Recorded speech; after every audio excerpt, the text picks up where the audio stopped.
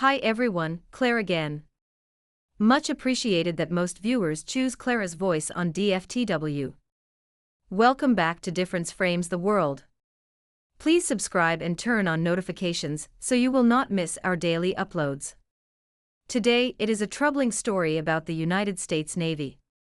Here, we discuss how recent incidents may reflect deeper cracks in what has long been the world's preeminent sea force. And yes, this isn't just about some planes going down, which we talked about in yesterday's video. It's bigger.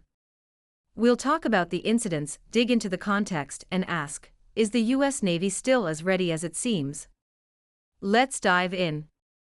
On the afternoon of October 26, 2025, two aircraft from the carrier USS Nimitz crashed in the South China Sea like ducks within a remarkably short interval.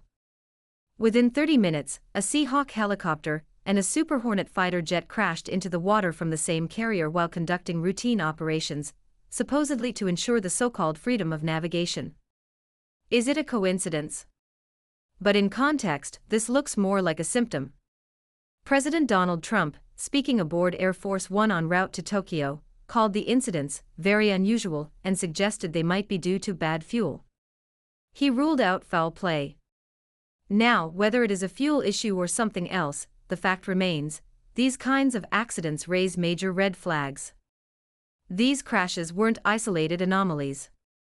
The Navy has been facing a growing tally of significant aviation accidents, ship maintenance delays, and readiness shortfalls. According to a report published in April 2024 by the U.S. Government Accountability Office, the Navy has long struggled with the fill-and-fit issue, filling enough qualified, professional employees for the ship crewing. From public reports, we see the sharp reduction of the U.S. fleet size, from over 500 ships in the early 1990s to roughly 290 in recent years, but deployment demands are higher. Maintenance delays are normal, and have become the standard now. The Navy's norm was that roughly one-third of the fleet be in maintenance, one-third training, and one-third deployed. But with backlogs, ships are spending too much time in the dock or waiting for parts, which means fewer are fully ready. The U.S. Navy has set a goal of 80% combat surge readiness by 2027, meaning 80% of its forces can surge into combat. As of early 2025, they were around 67% for submarines, 68% for surface ships. In short, fewer ships, higher pressure, more wear and tear, less slack. The crashes aboard the Nimitz may be a byproduct of that environment. Bad fuel is seemingly an excuse to hide something. We already talked about the USS Nimitz, the oldest active carrier in the U.S. fleet, in yesterday's video. Today, let us say something different. It entered service in 1975, has served for around half a century. It's currently on what's supposed to be its final deployment.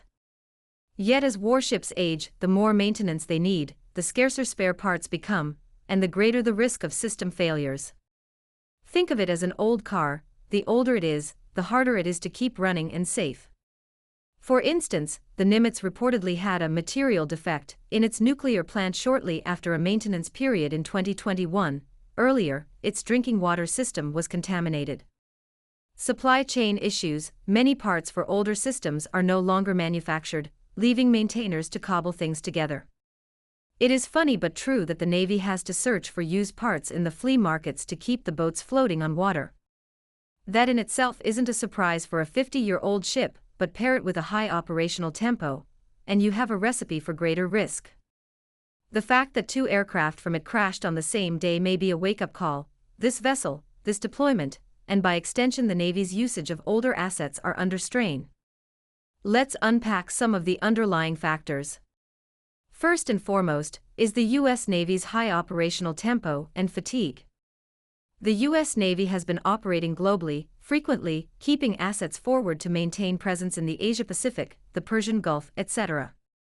Long deployments, frequent sorties, intense usage, and fewer shore breaks, those things add up. The risk of mistakes, fatigue, and equipment overuse goes up. Such duck diving crash patterns reflect personnel fatigue, overload, long deployments, rather than random bad luck. Second is the training time shrinking. When pushing jets and helicopters more often with less downtime, the ability to train under optimal conditions may decline. For both the Navy and the Air Force, average flight hours for pilots are dropping to 130 hours in some cases.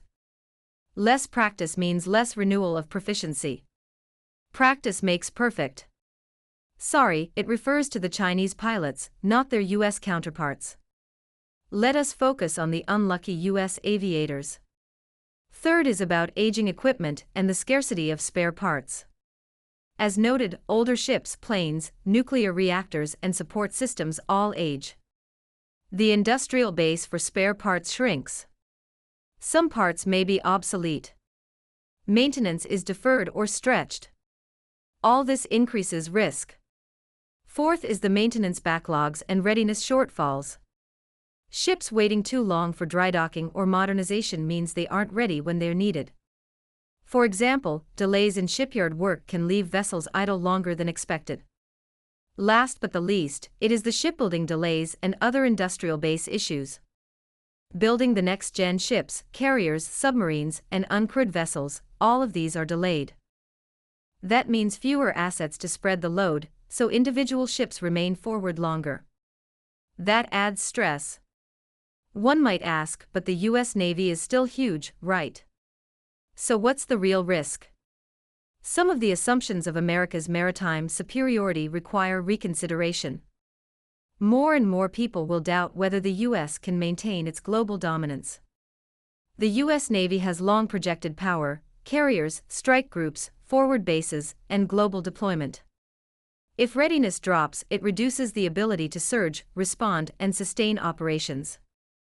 For example, if aircraft fail more often, if a carrier can't launch as many sorties, or if a ship can't deploy on time, it affects deterrence credibility.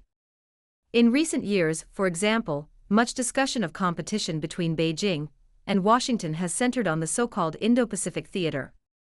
If the Navy is stretched and some parts are deteriorating, it creates risk. Some analysts have warned that in a high-end fight, the U.S. may face shortfalls in ammunition, repair capacity, spare parts, and trained crew. The ammo supply issues tied to attacks in the Red Sea have revealed strains in the munitions industrial base. The double crash aboard Nimitz is a wake-up call, partly about human lives, partly about equipment loss, and partly about the message it sends. Naval power is about presence, reliability, and safety as much as just numbers. If U.S. forces are seen as operating with frayed edges, opponents will notice. Allies too. Perception matters. Will the United States become another vanishing British Empire? Let's go back to the two crashes aboard Nimitz for a moment and treat them as a case study of the broader problem. Quick succession, a helicopter and a fighter crash within 30 minutes of each other from the same carrier, that raises questions.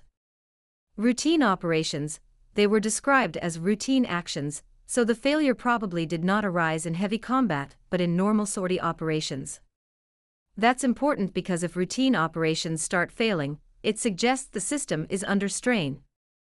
The carrier is aged, older platforms have less margin for error, more deferred maintenance, and older systems. Investigation underway, the official cause is under investigation, but there are suggestions of fuel or mechanical issues. Whether single cause or a combination of fatigue, aged system, and parts scarcity remains to be seen. It wipes away the accidents happen explanatory comfort. When incidents cluster, they stop being random.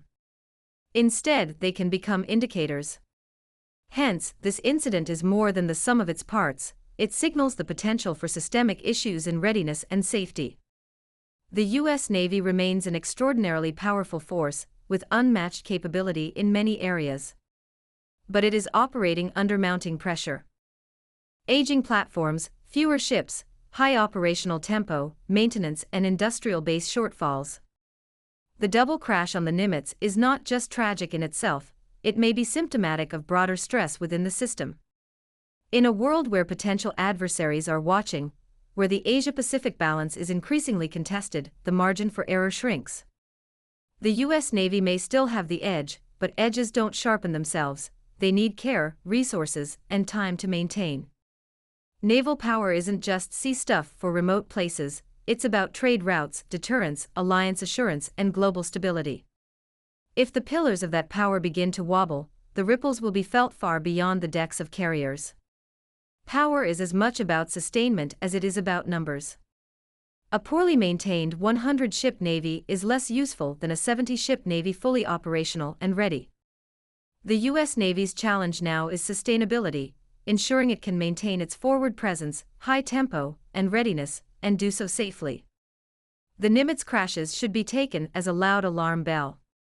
The question is, will the Navy heed it before the bell tolls for harder consequences? In the fiscal year 2025, ending on September 30th, the U.S. Navy had 12 Class A accidents.